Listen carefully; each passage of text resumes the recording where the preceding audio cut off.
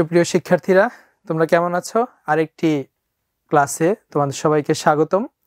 আমরা আজকে tones in statements এটার চতুর্থ ক্লাসে আমরা আজকে শুরু করব।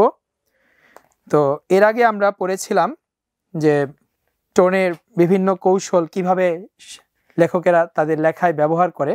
তো আজকে আমরা বিভিন্ন প্রকারের টোন নিয়ে আলোচনা করব।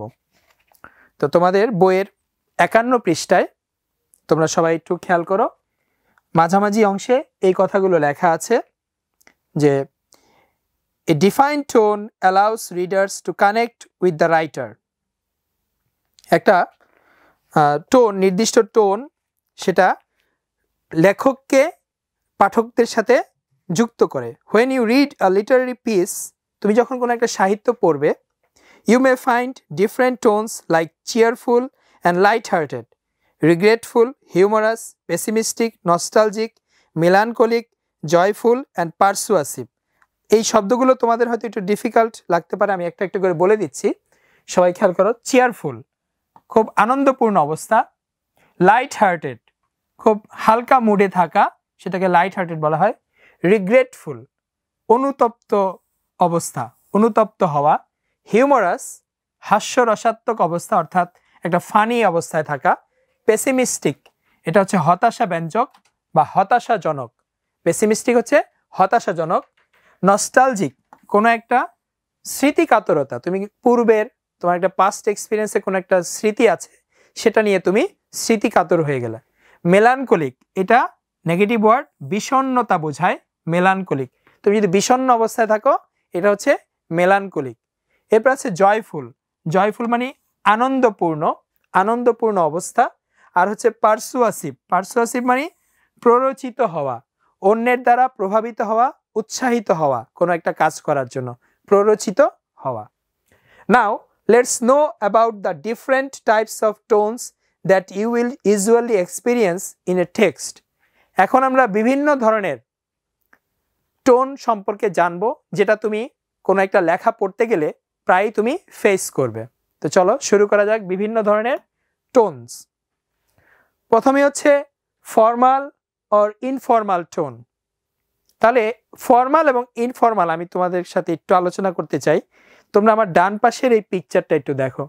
এখানে আমরা কি দেখতে পাচ্ছি? কিছু লোক অফিসে বসে একটা টেবিলে আলোচনা করছে। এই ব্যক্তিটি কথা বলছে আর বাকি সবাই তার কথা শুনছে। তাহলে এটা একটা আনুষ্ঠানিক পরিবেশ একটা অফিসের। আবার এই পিকচারটি খেয়াল করো, এটা কিন্তু খুবই একটা ফ্রেন্ডলি পরিবেশ। এটা কোনো অফিসের ভিতরে না, বা অফিসের মধ্যে হলেও কোনো একটা কর্নারের, যে জায়গাটাতে মানুষ একটু রিফ্রেশ হওয়ার জন্য যায়।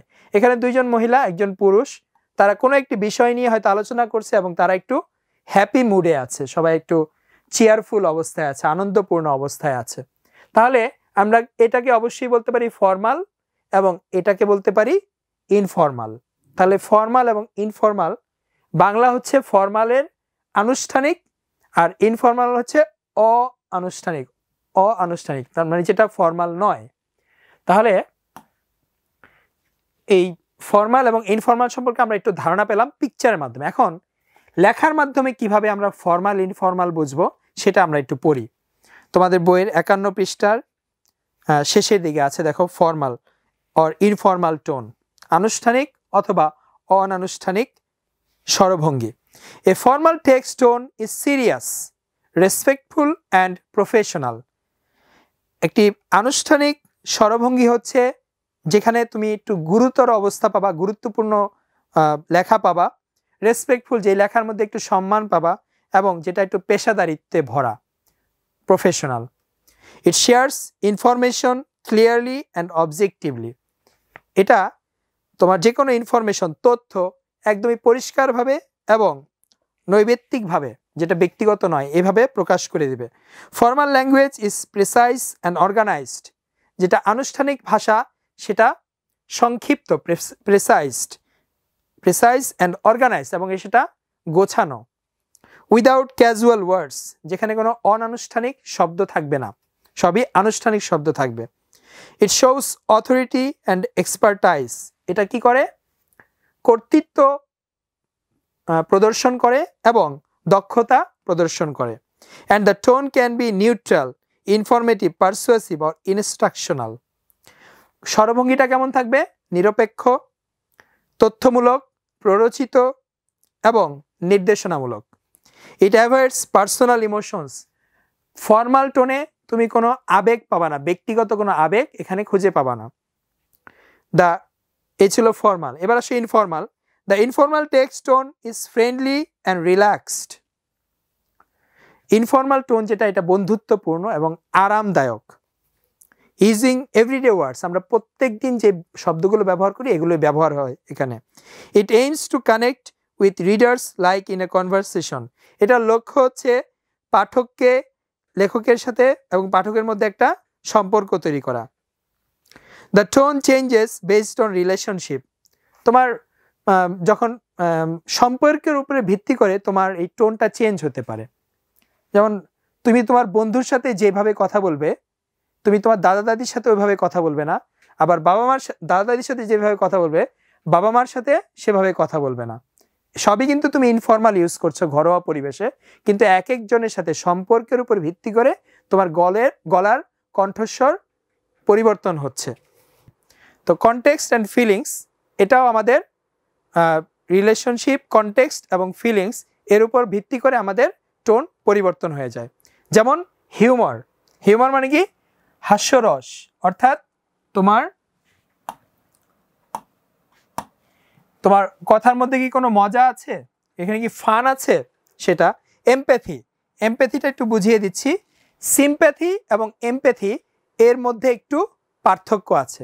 সিম্প্যাথি, আমরা কাউকে সহানুভূতি জানাই, যদিও ওইরকম কোনো এক্সপিরিয়েন্স আমার নেই, কিন্তু এমন একটা ঘটনা যেটা আমার এক্সপিরিয়েন্স আছে আর ওই ব্যক্তিও সেম ঘটনার শিকার হয়েছে, তাকে আমি যখন সান্ত্বনা দিব তখন আমার এটা হবে এমপ্যাথি, যে আমারও এরকম হয়েছে, তুমি কিছু মনে করো না, এটা মেনে নিতে হবে, প্রকৃতির নিয়ম। এভাবে তুমি সান্ত্বনা দিলে সেটা হচ্ছে এমপ্যাথি।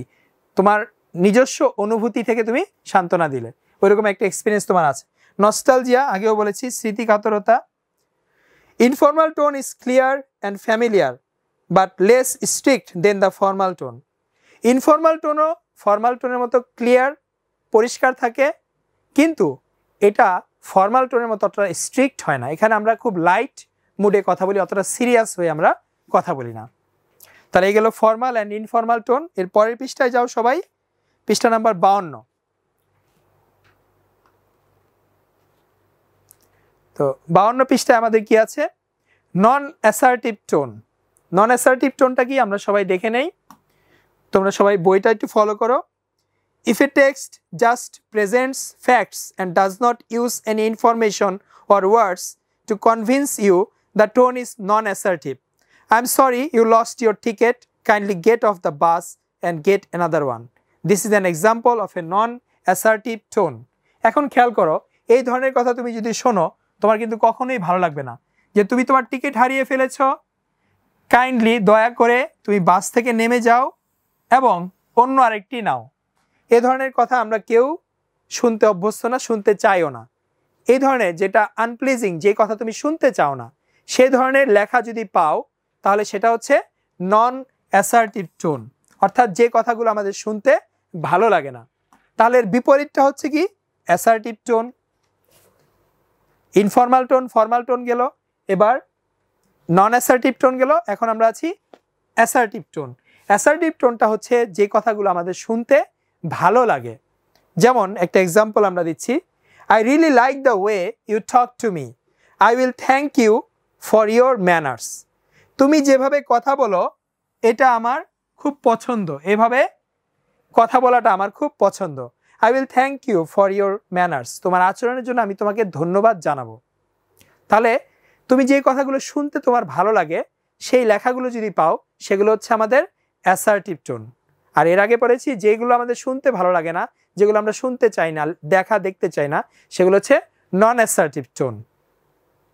তাহলে if there is no sign of anger, assertive টোনে তুমি কোনো রকম রাগ খুঁজে পাবা না, এখানে কোনো রাগ থাকবে না, খুবই স্বাভাবিক স্বরভঙ্গিতে কথা হবে।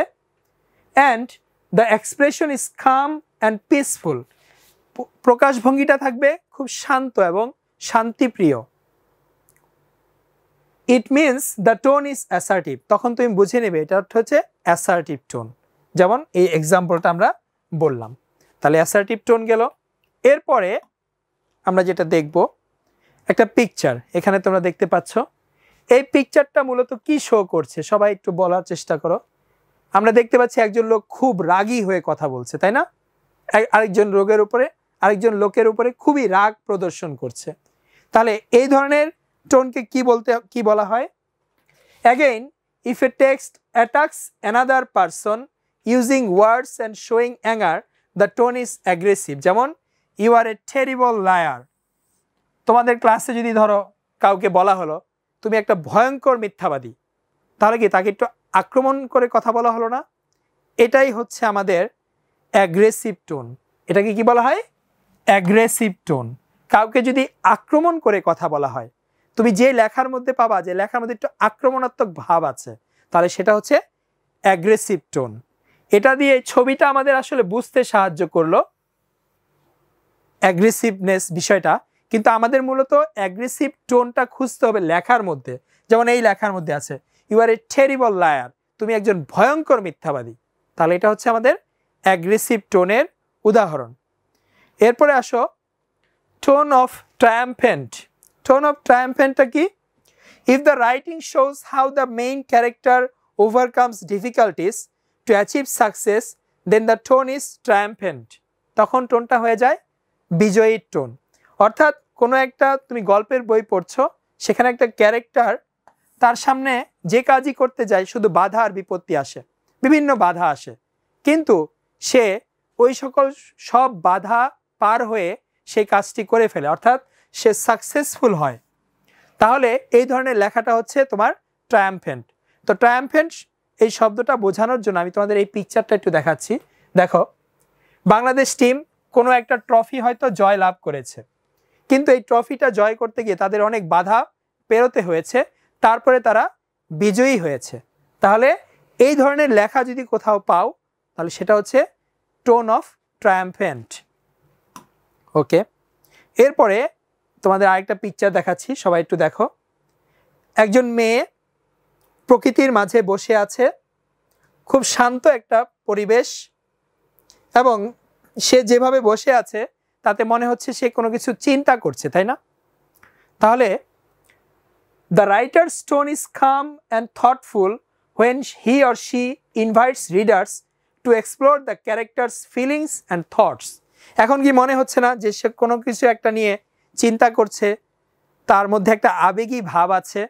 কোনো লেখার মধ্যে যদি এই ধরনের কিছু খুঁজে পাও, তাহলে সেটা হচ্ছে কাম অ্যান্ড থটফুল টোন। কাম মানে শান্ত, আর থটফুল মানে চিন্তামূলক। শান্ত এবং চিন্তামূলক সেই স্বরভঙ্গি। তাহলে আশা করি এই পিকচারটা তোমাদের এই কথাগুলো বুঝতে সাহায্য করবে। তবে পিকচার দেখে কিন্তু তুমি টোন সিলেক্ট করতে তোমাকে দেওয়া হবে না, তোমাকে দেওয়া হবে এই ধরনের রাইটিং দেখে। ওই রাইটিংয়ের মধ্যে তুমি যদি পাও একটু চিন্তামূলক রাইটিং, ওটার মধ্যে একটু আবেগ প্রকাশ পাচ্ছে তাহলে, এবং এটা শান্ত, কথাগুলো শান্ত, তাহলে সেটা হচ্ছে কাম অ্যান্ড থটফুল টোন। আশা করি এটা বুঝতে পেরেছ। এরপরে বিটার টোন। বিটার টোনটা কি বলেছে? যে the tone in the text is bitter when the writer shows how the character is upset and disappointed with the world. Upset মানে কি? আমরা কোনো কিছু নিয়ে যখন খুব আশাহত হয়ে যাই, আমাদের একটা থমথমে অবস্থা, সেটা হচ্ছে আপসেট। অ্যান্ড ডিসঅ্যাপয়েন্টেড মানে কি? হতাশ হয়ে যাওয়া। যদি ক্যারেক্টারটা আপসেট থাকে, হতাশ থাকে, তাহলে সেই টোনটা হচ্ছে বিটার টোন। লেখাটা যদি পড়ে তুমি বুঝতে পারো যে সেই চরিত্রটা একটু আপসেট, একটু হতাশ হয়ে গেছে, তাহলে সেই টোনটা হবে কি? Bitter tone. তা আমরা এই পিকচারের মাধ্যমে হয়তো জিনিসটা বুঝতে পারি। দেখো, পৃথিবীর সকল কিছু চলছে, মানুষজন চলছে, কিন্তু একটি ছেলে মাঝখানে মন খারাপ করে বসে আছে, তার মানে সে একটু আপসেট, সে একটু ডিসঅ্যাপয়েন্টেড। তোমার লেখা পড়েও যদি এই ধরনের কিছু মনে হয়, তাহলে তুমি সেই লেখাটাকে কি বলবে? Bitter tone. ওকে, এরপরে আরেকটি পিকচার আমরা দেখি। এখানে কি দেখতে পাচ্ছ? একটি মেয়ে, তার চেহারা দেখা যাচ্ছে না, কিন্তু সে ম্যাজিক্যাল কিছু দেখছে, একটা এমন জায়গায় আসছে, নির্জন জায়গা যেখানে অন্য কোনো মানুষ এখানে আসে না, সে সেখানে এসেছে এবং তার চারপাশে ম্যাজিক্যাল কিছু ঘটছে, আলো, সামথিং লাইক ম্যাজিক, এবং এটা একটা হিডেন প্লেস। তাহলে এটা কি ধরনের টোন হতে পারে? তোমাদের বইয়ে যে আছে টোনের লিস্ট, দেখো তো আমার সাথে তোমাদের মেলে কিনা। টোন অফ অ্যামেজমেন্ট, এটা দেখে কি একটু অ্যামেজমেন্ট টোন মনে হচ্ছে না? অবশ্যই। তাহলে এখানে আমাদের যে লেখাটা আছে, again the writing ক্যারিস A tone of amazement as characters discover the magic of A hidden place. কোনো একটা লেখা পড়ছো, সেই লেখার কোনো একটা চরিত্র এমন একটা জায়গায় গেল যেটাই সচরাচর মানুষ যায় না, এবং সেখানে গিয়ে সে কিছু অলৌকিক বিষয় দেখতে পেল। এই লেখা, এই যে তুমি লেখাটা পড়লে, এই ধরনের লেখাকে তখন বলা হবে টোন অফ অ্যামেজমেন্ট। ওকে, আমাদের লাস্ট ওয়ান, আজকের ক্লাসের আমরা এটাই লাস্ট পড়ব, সেটা হচ্ছে এক্সাইটেড টোন। তাহলে এক্সাইটেড টোনটা কি? The writer's tone is excited if he or she shows characters starting an adventurous journey with unknown challenges। তাহলে এখানে কি থাকবে? ক্যারেক্টার কি শুরু করবে? একটা অ্যাডভেঞ্চারাস জার্নি, দুঃসাহসিক একটা অভিযান শুরু করবে, এবং তার চ্যালেঞ্জটা হচ্ছে আননোন, সেই চ্যালেঞ্জের সাথে পরিচিত নয়, সম্পূর্ণ অপরিচিত একটা চ্যালেঞ্জ মোকাবেলা সে করবে, এবং একটা দুঃসাহসিক অভিযানে সেই চ্যালেঞ্জটা মোকাবেলা করবে। তাহলে এই ধরনের লেখাটাকে তুমি কি বলবে? Excited tone. এখানে একটা উত্তেজনা আছে। তাহলে দেখো তো এই ছবিটা এটা প্রকাশ করে কিনা। এখানে একজন ব্যক্তি, তার পিঠে অনেক ব্যাগ, ভারী ভারী ব্যাগ, তার হাতেও একটা সুটকেস। আরেকজন ছেলে, তার হাতে, এই ক্যারেক্টারের হাতে একটি ম্যাপ, তার মানে তারা কিছু খুঁজছে। আর এই মহিলা, তার হাতে একটি লাঠি। এই পরিবেশ দেখেই বুঝতে পারছি এটা একটা অ্যাডভেঞ্চার, এটা তাদের যে জার্নি, এই জার্নিটা একটা অ্যাডভেঞ্চারাস জার্নি, একটা দুঃসাহসিক অভিযান। তাহলে ক্যারেক্টারগুলো তুমি এই ধরনের লেখা পাবে, এটা আমি ছবিটা দিয়েছি তোমাদের বোঝার জন্য। এই ধরনের লেখা যখন পাবে, যেখানে তুমি এই লেখাগুলো পড়লে এই ধরনের একটা ছবি তোমার মনে ভেসে উঠবে, তাহলে সেটা হচ্ছে কি? Excited tone.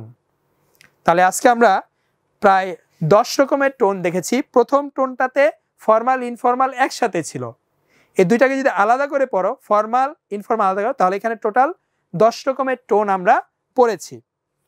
The writer's, in short, the tone of a text may be of various kinds, and it mostly depends on the word choice of the writer and how the reader perceives it। তাহলে আশা করি তোমরা সবাই আজকের যে টোনের উপরে যে আমরা ক্লাসটা নিলাম, এটা তোমরা সবাই বুঝতে পেরেছো। এখন আমি তোমাদের জন্য একটা হোমওয়ার্ক দিব। হোমওয়ার্কটি হচ্ছে, আমি তোমাদের এখানে 10 রকমের রাইটিং দিলাম, সেই 10 রকমের টোনের উপর ভিত্তি করে এখান থেকে তোমাদের খুঁজে বের করতে হবে কোনটা কোন ধরনের টোন। এখানে 4টি আছে এবং এখানে আরো 6টি আছে। তোমরা এগুলো সবাই খাতায় তুলে নাও, এবং আবারও বলছি, এখানে 4টি আছে, এই 4টি তোমরা খাতায় তুলে নাও। আর এখানে আছে 6টি, বাকি 6টি, টোটাল 10টি টোন এখানে লেখা দেয়া আছে। এখান থেকে তো কোনটা কোন টোনে লেখা সেটা তোমরা খুঁজে বের করবে এবং আগামী ক্লাসে অবশ্যই দেখাবে।